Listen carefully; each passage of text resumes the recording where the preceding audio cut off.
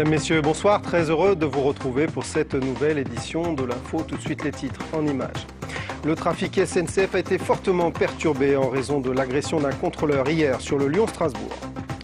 Le Salon du Livre du Mans a débuté aujourd'hui avec la journée des scolaires. Nous vous proposerons également le portrait de Joseph Weissmann, auteur d'Après la rafle.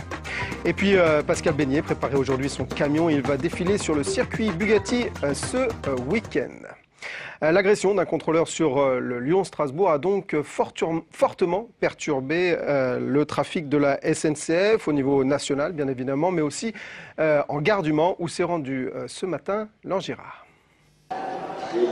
Un certain ras-le-bol chez les usagers ce matin en gare du Mans. À 7 h, heure de pointe, presque tous les TER sont restés à quai. Le trafic a repris progressivement au cours de la matinée, mais seulement pour moitié.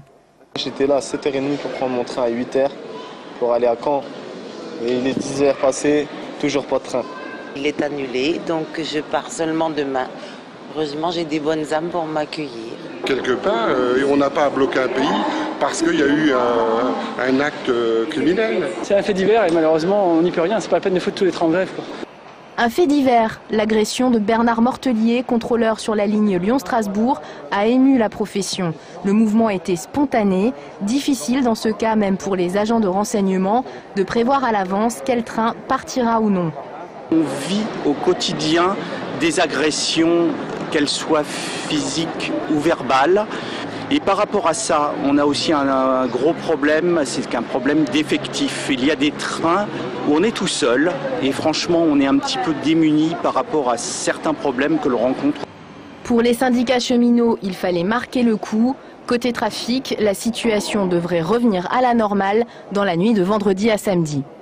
Alors, nous avons eu envie de développer cette actualité avec vous, Didier Jousse, bonsoir, de la CGT des cheminots. Alors, il faut le rappeler, il s'agit pour l'instant, selon l'état de l'enquête, d'un acte isolé. L'agresseur ne se souvient pas des faits, semble-t-il. Et puis, fort heureusement, la victime est hors de danger. Mais on l'a vu dans ce reportage, plusieurs passagers regrettent l'exercice de ce qu'on appelle du droit de retrait des contrôleurs, d'être en fait gênés dans leur utilisation de la SNCF. Qu'est-ce que vous en pensez ?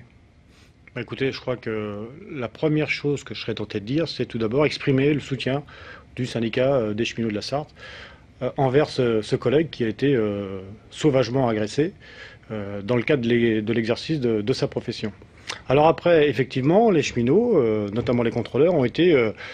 mais plus largement d'ailleurs, l'ensemble des cheminots qui composent la SNCF ont été très affectés par cette agression.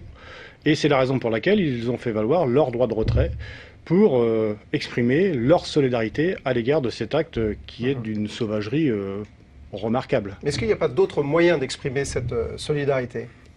Vous savez, quand on est sous le coup de l'émotion, les moyens, on peut toujours réfléchir après si le moyen utilisé est le bon. Sauf que il nous semblait utile de marquer le coup et d'exprimer encore une fois la solidarité de toute une profession en direction de ce collègue qui a risqué sa vie avec cette agression sauvage. Mais je rajouterais aussi que cela cache aussi des problèmes plus profonds. Effectivement, il ne s'agit pas d'exploiter un acte isolé, encore une fois inqualifiable. Ceci étant, on est obligé de constater que, et ça a été d'ailleurs dit dans le reportage, il y a une recrudescence des agressions. Et pour en avoir discuté avec les contrôleurs notamment, ils nous disent que pour ce qui concerne la région, ils constatent une augmentation sensible des agressions verbales. Ils constatent pas forcément plus d'agressions physiques, mais lorsqu'elles se produisent, elles sont plus violentes qu'auparavant. Donc voilà, à cela s'ajoute, encore une fois, il ne s'agit pas d'exploiter un événement dramatique. Ceci étant, on est quand même obligé de dire que il y a aussi la politique de l'entreprise qui fait que, on comprime de plus en plus de personnel. Et là encore, ça a été dit, parfois il y a des contrôleurs qui se retrouvent seuls dans des trains au détriment de la sécurité. Donc c'est évidemment la question des effectifs que vous posez, mais est-ce que les contrôleurs, par exemple, ont une formation de psychologue d'une certaine manière? Savent-ils finalement désamorcer de potentiels conflits? Écoutez, les contrôleurs, bien évidemment, ont des formations. pour leur permettre d'exercer leur métier dans de bonnes conditions. Après, on n'est pas à l'abri, d'actes isolés, sans parler de déséquilibrés. Ceci dit, vous parlez de recrudescence des actes, des agressions verbales notamment. Voilà, je parlais de recrudescence, d'agression verbale. Donc là, on est confronté à une situation. Il ne nous appartient pas d'expliquer le pourquoi de la chose. On peut peut-être se dire que c'est à mettre en lien avec ce qui se passe au niveau de la société, où on voit bien que, avec la crise économique, la crise sociale, la crise politique, ça peut générer, et ça génère souvent ce type de situation, sauf que au jour d'aujourd'hui, les contrôleurs sont confrontés à cet état de fait, et pour un des éléments de réponse, c'est pas le seul, un des éléments de réponse, c'est quand même mettre des moyens humains suffisants dans les trains pour qu'ils puissent exercer leur métier dans de bonnes conditions et en toute sécurité. Alors l'autre actualité qui n'a rien à voir avec ce sujet mais qui touche la SNCF et plus particulièrement localement les ateliers de la SNCF, c'est le préavis de grève que vous allez déposer pour mardi prochain pour défendre les salariés d'ISS. Alors expliquez-nous un petit peu de quoi s'agit-il? Qui sont ces salariés d'ISS? Alors, tout d'abord, mardi prochain, on est dans le cadre d'une action de grève interprofessionnelle et unitaire, même si on aurait aimé élargir encore plus cette journée d'action. Et donc, le préavis de grève qui est déposé au niveau national et au niveau régional, il s'inscrit dans cette journée de mobilisation. Après, on a une problématique précise au sein des ateliers, c'est pas la première fois qu'on en parle, bien sûr. Des ateliers qui subissent toujours une restructuration avec la volonté de la direction de finir avec l'activité à laquelle les cheminots travaillent encore aujourd'hui d'ici 2013. Et donc les salariés en question, les salariés d'ISS, sont directement concernés par cette restructuration. Il faut savoir, c'est que ils sont encore 15 aujourd'hui. ISS, c'est une société de nettoyage. Voilà, c'est la société de nettoyage et de manutention. D'accord. Voilà. Donc ils sont encore 15, ça fait plus de 30 ans qu'ils travaillent auprès des cheminots, mais du fait de la fin de l'activité de ce qu'on appelle les pièces réparables du matériel, leur entreprise, leur charge de travail baisse et inéluctablement, la question se pose de leur devenir en termes d'emploi. Il y a une possibilité de prolonger. Alors, ce qu'il faut savoir, c'est qu'il y a un contrat qui arrive à terme au 30 novembre. Il y a la possibilité de prolonger ce contrat d'un an. Au moins d'un an. Voilà. C'est ce que vous demandez. Voilà, c'est ce qu'on demande. C'est au moins la première chose à réaliser. Il y a des discussions qui ont cours en ce moment entre la SNCF, entreprise donneuse d'ordre, qui a une responsabilité, et l'entreprise ISS, qui elle aussi, bien évidemment, a une responsabilité. Sauf que pour le moment, il y a un blocage.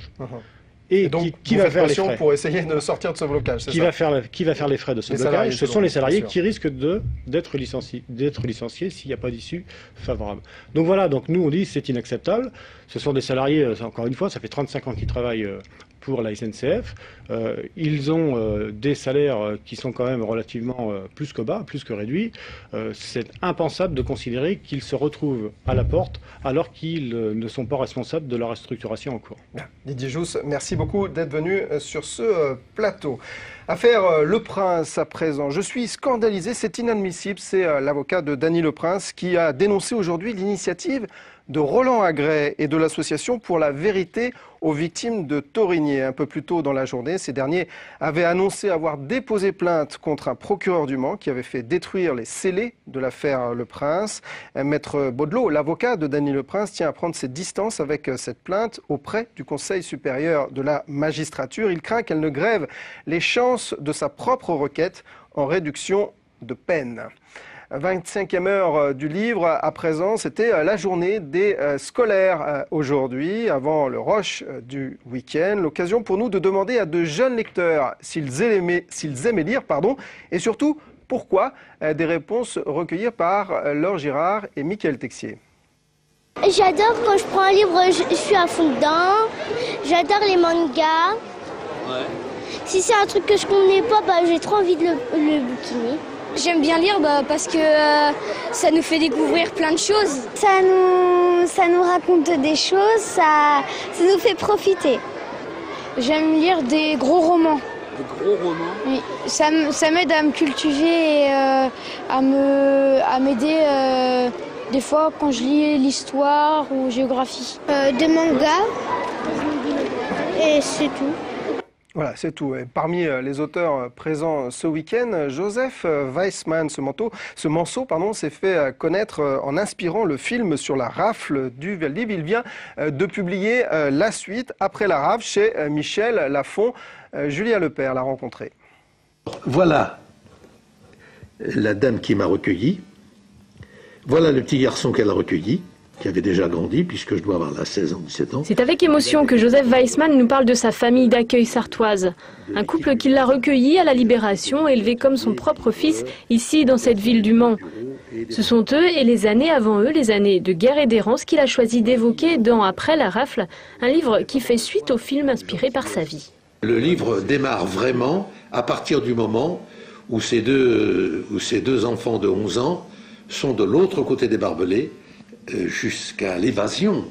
Moi, je suis avec mes parents et mes 2 sœurs. Par conséquent, je me laisse guider, je n'ai pas de soucis. À partir du moment où on se retrouve tout seul, commence une véritable tragédie.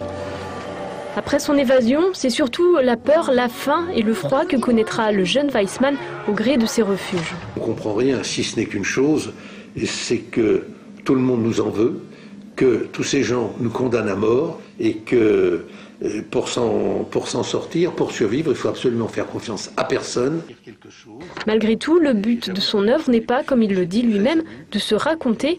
Si c'est l'enfant Joseph qui s'exprime dans le livre, c'est aujourd'hui l'adulte qui porte un message. C'est un message d'espoir, c'est-à-dire que moi je m'adresse surtout aux jeunes. J'essaye de dire à travers ce livre, regardez un petit garçon qui avait tout pour périr, donc, qui était condamné à mort, qui n'avait pas d'argent, qui n'avait pas de famille, qui n'avait pas de métier, et qui a réussi à s'en sortir dans les pires conditions qui soient. Alors vous qui avez les meilleurs, vous qui avez une famille, vous qui vivez dans un pays riche et vous qui vivez dans une belle démocratie, si vous avez envie de travailler, si vous avez envie de devenir quelque chose, eh bien vous voyez que vous avez toutes les chances d'y arriver. De l'espoir donc, mais aussi de la vigilance, pour que cela ne se reproduise jamais. Et la semaine prochaine, Joseph Weissman sera l'invité de Tous Azimuts, l'émission d'Olivier Morezin, première diffusion vendredi 14 octobre à 19h. L'autre événement du week-end se déroule au circuit Bugatti avec les 24 heures camions. Nous reviendrons lundi dans le cadre de notre émission Prolongation sur la compétition. Mais aujourd'hui, nous avons décidé de nous intéresser à l'un des participants au défilé des camions décorés. Pascal Beignet est transporteur de son métier à Coulombiers dans le Nord-Sarthe. Ce matin, il mettait la dernière main à la préparation de son poids lourd. Rencontre.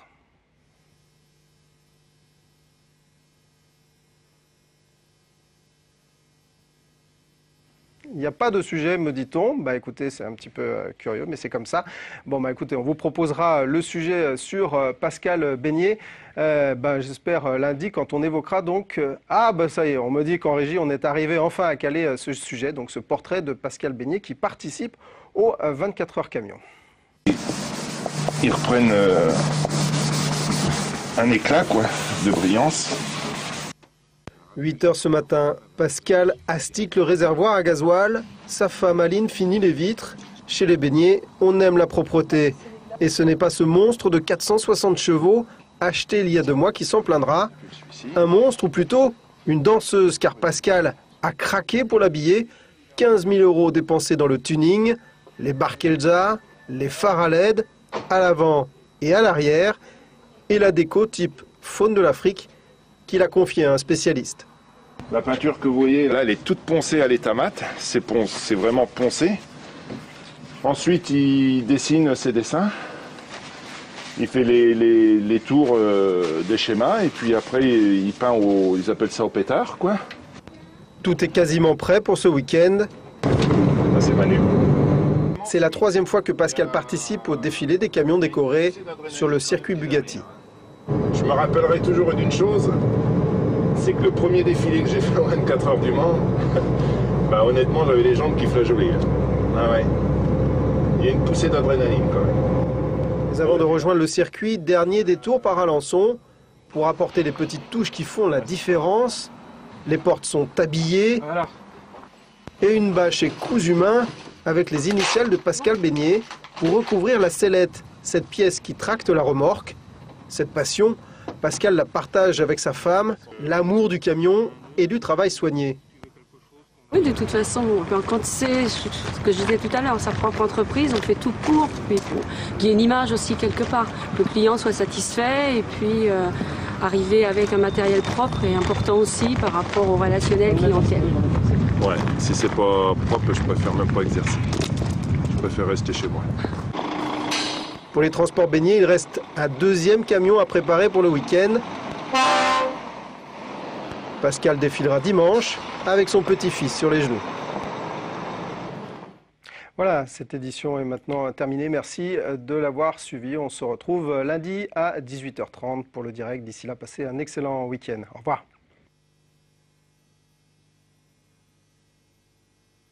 Eric devrait bientôt partir. C'est un petit peu problématique aujourd'hui. On a un problème avec ce qu'on appelle le toaster, qui est une machine qui nous permet d'envoyer les sujets. Je vous raconte tout ce qui se passe en coulisses et visiblement, on a quelques soucis. Voilà, on va raccrocher dans quelques instants et on vous proposera évidemment la météo de Romuald Besson en espérant qu'il fasse beau ce week-end.